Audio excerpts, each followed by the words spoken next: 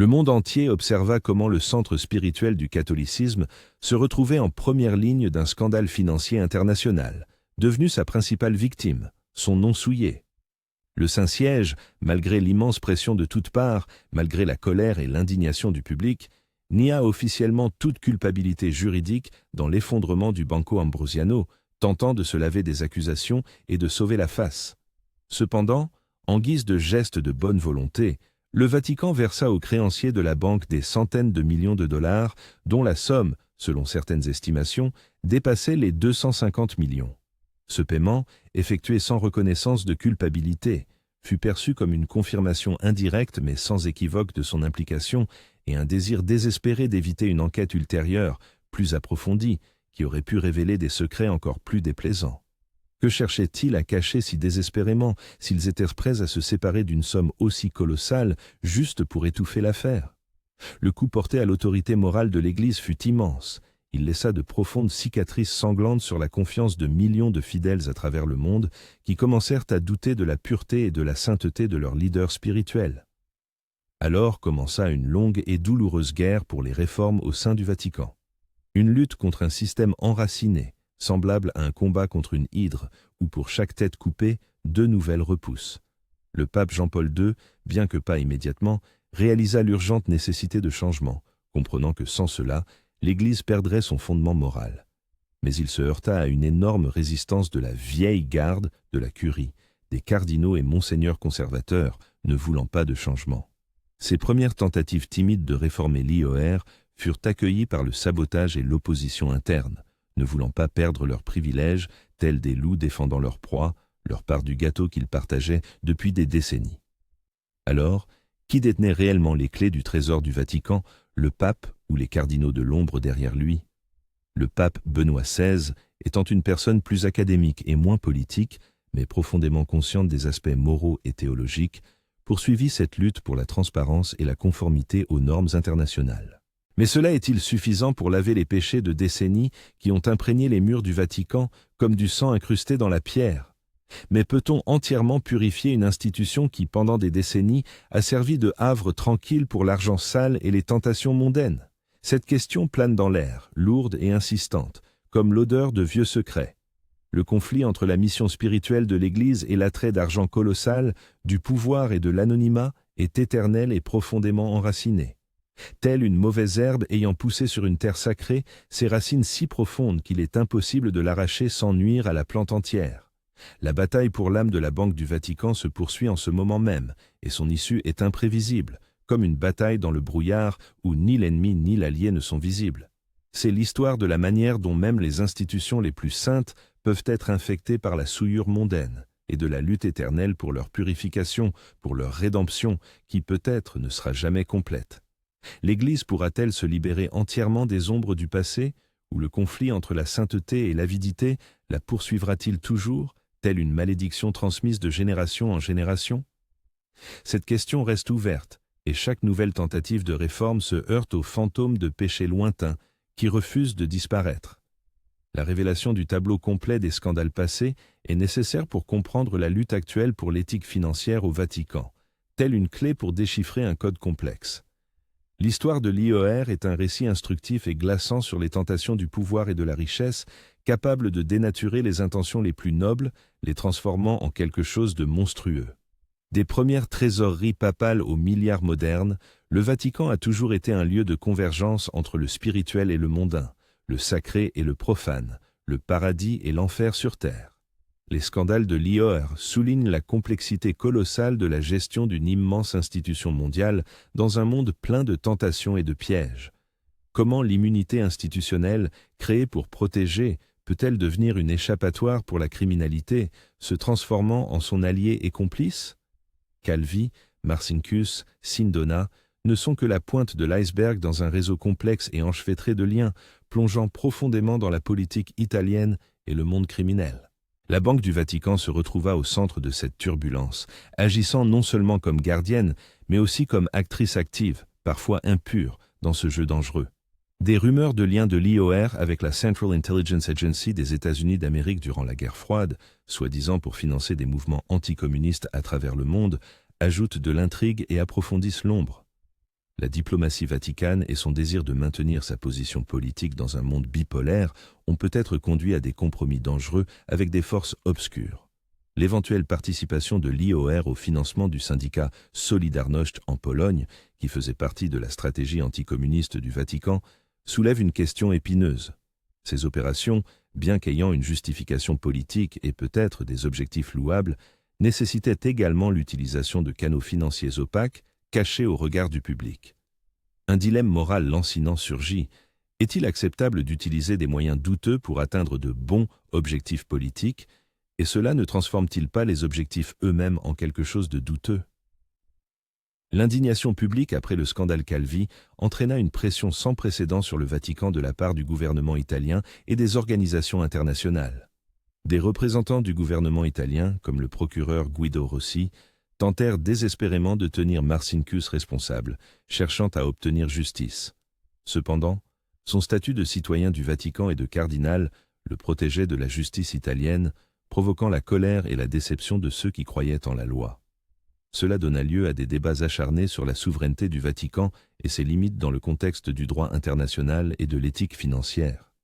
Il y avait un argument incontestable.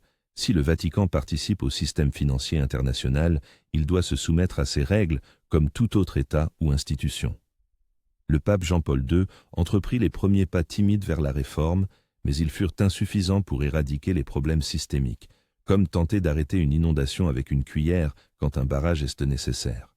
Il ordonna la création d'une commission d'enquête sur les activités de l'IOR, mais ses conclusions ne furent jamais entièrement publiées, disparaissant dans les labyrinthes de la bureaucratie cachés des regards extérieurs. La lutte interne pour le pouvoir et l'influence au sein de la curie devint un obstacle insurmontable à tout changement radical, car trop nombreux étaient ceux qui profitèrent de la situation existante. La vieille garde du Vatican, représentée par les cardinaux et les monseigneurs, avait ses propres intérêts et avantages du système existant. Tels des araignées protégeant leur toile, ils s'accrochaient à leurs privilèges. Beaucoup d'entre eux utilisèrent l'IOR pendant des décennies à des fins personnelles ou diocésaines, ne voulant pas renoncer à l'anonymat et aux privilèges que cette banque unique offrait. L'influence des clans cléricaux et leur résistance au contrôle externe et à la transparence était colossale, presque insurmontable. Benoît XVI, étant un théologien rigoureux, reconnaissait la nécessité morale de la purification, mais ses tentatives furent prudentes et lentes. Comme le mouvement d'un escargot, il avançait, s'efforçant de ne pas perturber l'équilibre établi. Il cherchait à aligner l'IOR sur les normes internationales du GAFI, groupe d'action financière, afin que le Vatican ne soit pas perçu comme un refuge pour les criminels. L'introduction du premier ensemble de règles de lutte contre le blanchiment d'argent, AML, au Vatican, fut une étape significative, démontrant un mouvement dans la bonne direction. Cependant, les rapports de Monneval soulignèrent à plusieurs reprises des lacunes dans la mise en œuvre de ces règles et l'absence de réelle supervision. Cela créait l'impression que le Vatican ne faisait qu'imiter les réformes, ne souhaitant pas révéler entièrement ses secrets financiers. Choc! N'est-ce pas de l'hypocrisie qu'une institution spirituelle joue à de tels jeux? Le scandale Vatilix sous Benoît XVI, lorsque des documents confidentiels furent publiés, révélant des intrigues internes et la corruption, montra la profondeur du problème. Ces fuites démontrèrent que même les papes réformateurs faisaient face à une résistance profonde au sein de leur propre administration qui ne voulait pas de changement. L'arrivée du pape François fut un véritable tremblement de terre pour le système financier du Vatican. Son mode de vie modeste et ses appels à une « église pauvre pour les pauvres » résonnèrent avec la nécessité d'une purification financière, tel un coup de tonnerre dans un ciel clair, éveillant l'espoir de changement. François n'hésita pas à défier directement les forces puissantes au sein de la curie, qui détenaient les rênes depuis si longtemps. Il ferma environ 4800 comptes qui ne répondaient pas aux nouveaux critères stricts de l'IOR, montrant que ses intentions étaient sérieuses. Cela signifiait que de nombreuses personnes physiques et institutions qui jouissaient auparavant de privilèges les perdirent, contraintes de chercher d'autres voies. Il renforça le rôle de l'AIF, lui accordant plus de pouvoir pour enquêter sur les transactions suspectes et identifier les violations. Des auditeurs externes furent introduits, ce qui était un pas sans précédent pour le Vatican, toujours extrêmement jaloux de son indépendance et de sa discrétion. Les premières affaires pénales engagées au Vatican contre des personnalités de haut rang pour des crimes financiers devinrent un précédent important, montrant que personne n'est à l'abri de la justice. L'affaire du cardinal Angelo Becciu, accusé de détournement de fonds et d'abus de pouvoir liés à des investissements immobiliers, en est un exemple. Cela démontre que les réformes de François concernent non seulement les structures, mais aussi des personnalités spécifiques, touchant les figures les plus puissantes de la hiérarchie de l'Église. Cependant, malgré ces étapes décisives, l'éradication complète de la corruption reste une tâche complexe, comme déraciner un arbre ancien et profondément enraciné dont les racines ont pénétré toutes les fissures. Certains critiques affirment que les réformes de François ne sont toujours pas suffisamment radicales et ne s'attaquent pas aux problèmes de fond, laissant la place à de futures infractions. Les sceptiques soulignent que le Vatican n'est toujours pas membre de toutes les organisations financières internationales garantissant la transparence, ce qui crée des échappatoires. La lutte pour la transparence financière au Vatican n'est pas seulement une tâche technique, mais un profond défi théologique et moral. C'est la question de savoir comment l'Église, appelée à la sainteté, peut gérer des richesses mondaines, sans succomber à leurs tentations et sans compromettre sa mission. L'histoire de l'IOR sert de rappel de la mince ligne entre la nécessité de financer une noble mission et le risque de succomber aux tentations pécheresses qui accompagnent toujours l'argent important. Les leçons des scandales passés doivent être tirées afin que les futures générations de banquiers de Dieu ne répètent pas les erreurs de leurs prédécesseurs, ne s'engagent pas sur la voie de la cupidité. La bataille pour la confiance dans le Saint-Siège se poursuit et chaque pas vers la transparence est un pas vers la restauration de la foi dans le cœur de millions. Peut-on s'attendre à ce qu'une institution qui a si longtemps utilisé son unicité pour l'opacité devienne un jour entièrement transparente ? C'est une question fondamentale sur la nature du pouvoir, de l'argent et de l'éthique dans les institutions prétendant à l'autorité morale. L'affrontement continu entre les partisans du secret absolu et les défenseurs d'une transparence radicale déchire le Vatican de l'intérieur, créant de profondes divisions. L'influence de la mondialisation et de la numérisation sur les opérations bancaires du Vatican crée de nouveaux défis et de nouvelles opportunités de contrôle, mais aussi de nouvelles formes de dissimulation. Comment le rôle de l'IOR a-t-il évolué dans le monde moderne, où le blanchiment d'argent est devenu encore plus sophistiqué et technologique, et dans quelle mesure le Vatican s'adapte-t-il efficacement à ces changements ? La possibilité que de nouveaux scandales puissent surgir en raison d'actifs financiers cachés ou d'anciens stratagèmes est effrayante.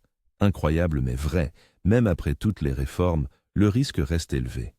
L'importance des gestes symboliques du pape François, tels que son renoncement au luxe dans le contexte de la réforme financière, est immense, car ils démontrent un exemple personnel.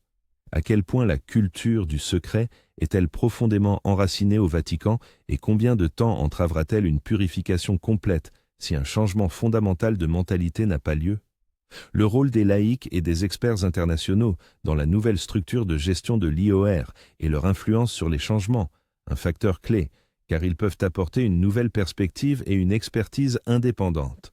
Comment l'histoire de l'IOR reflète-t-elle des problèmes plus larges de corruption et d'éthique dans les institutions mondiales, et pas seulement religieuses, montrant l'universalité de ces défis ? L'héritage du scandale Calvi se fait encore sentir au Vatican, influençant chaque décision concernant la transparence financière. La mort de Calvi ne fut pas la fin de l'histoire, mais seulement le début d'une prise de conscience publique de son ampleur et de sa profondeur. L'enquête sur sa mort se poursuivit pendant des décennies, révélant de nouvelles preuves et des personnes impliquées, dévoilant progressivement la vérité. La famille Calvi lutta longtemps pour la reconnaissance de son meurtre, contestant la version officielle du suicide, qui leur semblait absurde et insultante. De nombreux réexamens judiciaires et l'exhumation du corps de Calvi confirmèrent les soupçons de mort violente, donnant une impulsion à de nouvelles enquêtes. L'enquête indiquait l'implication du monde criminel italien qui aurait pu être intéressé à dissimuler des liens financiers plongeant profondément dans les entrailles du Vatican.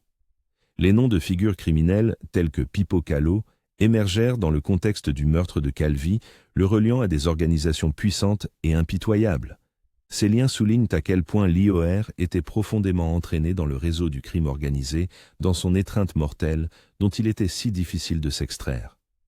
Vous ne devinerez jamais qui d'autre aurait pu être victime de cette toile. Le pape Jean-Paul Ier, prédécesseur de Jean-Paul II, est également décédé dans des circonstances mystérieuses après seulement 33 jours en fonction, ayant à peine eu le temps de prendre ses fonctions. Beaucoup pensent que sa mort était liée à son intention d'engager des réformes d'envergure à l'IOR qui auraient pu toucher les intérêts de trop nombreuses personnes puissantes. Les théories historiques du complot lient les morts de Jean-Paul Ier et de Roberto Calvi, suggérant l'existence de forces puissantes, capables d'éliminer quiconque se mettrait en travers de leur chemin, quiconque tenterait de perturber l'ordre établi. Le Vatican a toujours nié tout lien entre ces événements et les organisations criminelles, insistant sur des causes naturelles de décès. Cependant, la chaîne de décès mystérieux autour de l'IOR ne fit qu'intensifier l'aura de mystère et de danger, faisant réfléchir que se cachait d'autre derrière ce voile de secret qui valait de tels sacrifices. Les scandales autour de l'IOR poussèrent à une réflexion sur le rôle de l'argent dans l'Église au niveau théologique le plus profond. Les discussions sur la question de savoir si la richesse peut servir d'instrument pour le bien ou si elle mène inévitablement à la tentation ne s'apaisent pas, se poursuivant depuis des siècles.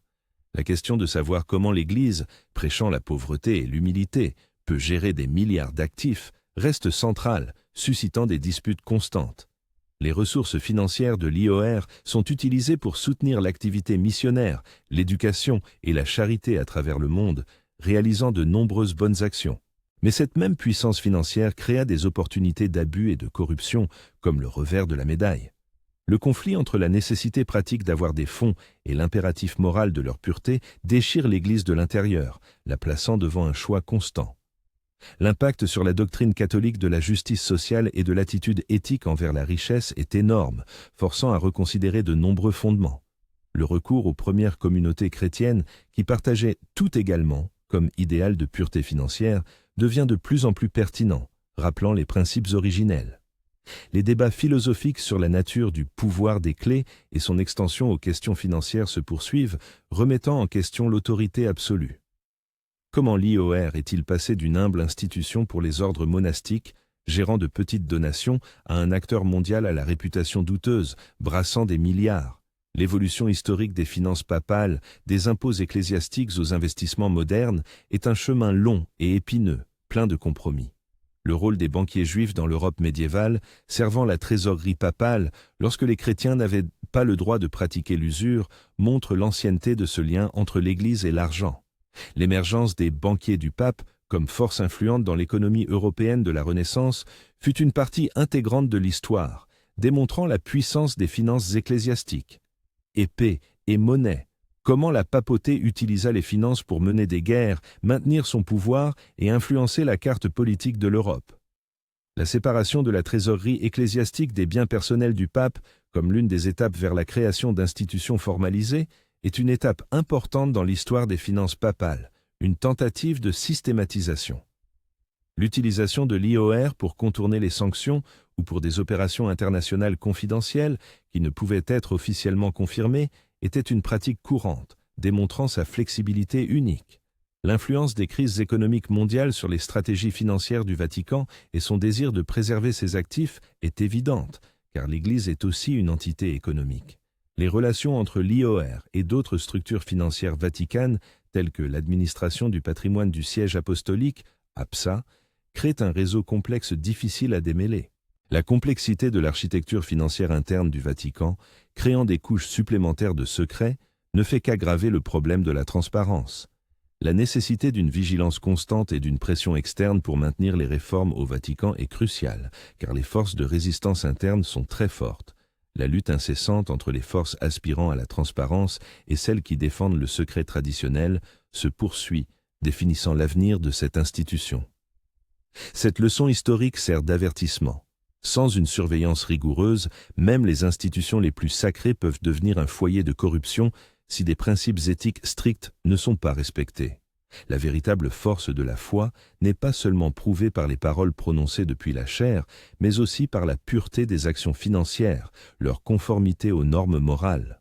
Nous devons nous souvenir que l'histoire de l'IOR n'est pas seulement une série de scandales, mais un dialogue incessant entre la foi et les tentations mondaines, entre les idéaux et la réalité. Il est temps de considérer cette histoire non seulement comme un drame édifiant, mais aussi comme un appel à une introspection éthique constante dans toute institution. L'Église comme la société laïque doivent tirer les leçons de cette saga de péché, du monde criminel et des milliards, afin de ne pas répéter les erreurs du passé. Il est temps de réaliser que le véritable pouvoir est enraciné dans la transparence et la responsabilité, et non dans le secret et l'impunité qui ne font que corrompre. Nous invitons chacun à réfléchir à la manière dont d'autres institutions, confrontées à des tentations similaires, peuvent être purifiées, comment de telles tragédies peuvent être évitées. Que l'histoire des banquiers de Dieu devienne un phare éclairant le chemin de l'honnêteté et de la vertu dans un monde obsédé par l'argent, où il est si facile de perdre sa boussole morale. La véritable purification exige non seulement des changements de règles, mais aussi une profonde transformation des cœurs, un changement de paradigme de pensée. C'est pourquoi, en méditant sur cette histoire, nous invitons au dialogue sur la manière de maintenir des normes éthiques face à une immense puissance financière et comment la contrôler. Il est temps d'agir et d'exiger une transparence totale de toutes les institutions qui servent la société, qu'elles soient spirituelles ou laïques, afin qu'elles soient responsables devant les gens. Ce n'est qu'ainsi que nous pourrons garantir que la foi et la justice triompheront du péché et de la corruption, des ténèbres qui cherchent à tout dévorer. Autrement, les ombres du pont des moines noirs continueront de planer sur le monde, rappelant des problèmes non résolus, des leçons non apprises. Ce n'est pas seulement une histoire du passé, c'est un avertissement pour le présent et un appel à construire un avenir plus juste. La question de savoir combien d'autres banquiers de Dieu se cachent encore dans l'ombre reste pertinente. Et que sommes-nous, en tant que société, prêts à faire pour que de telles histoires ne se répètent pas, pour que la vérité triomphe? Nous appelons à un choix conscient, entre la voie du secret et celle de l'ouverture, entre l'ombre et la lumière, entre le bien et le mal. Le véritable appel à l'action réside dans l'exigence de responsabilité et de transparence de la part de tous ceux qui gèrent des fonds publics ou une autorité morale, qui occupent des postes élevés. Car ce n'est que par une vigilance constante et une volonté de changement que l'on pourra éviter la répétition des péchés des milliards qui ont coûté si cher à la société. Autrement, l'histoire se répétera et le prix de cette répétition sera trop élevé pour la confiance dans les institutions et la foi en l'homme, en ses meilleures qualités. Tirons les leçons des erreurs passées pour construire un avenir où la pureté des objectifs ne sera pas souillée par la saleté des intrigues mondaines, où la justice triomphera. Que la lumière de la vérité dissipe les ombres qui enveloppaient la Banque du Vatican et serve d'exemple à tous ceux qui recherchent la justice. Alors, quel rôle sommes-nous prêts à jouer dans cette bataille continue pour la justice financière et la pureté morale? Le choix nous appartient. Rester des observateurs passifs ou devenir des participants actifs dans la quête de la vérité absolue.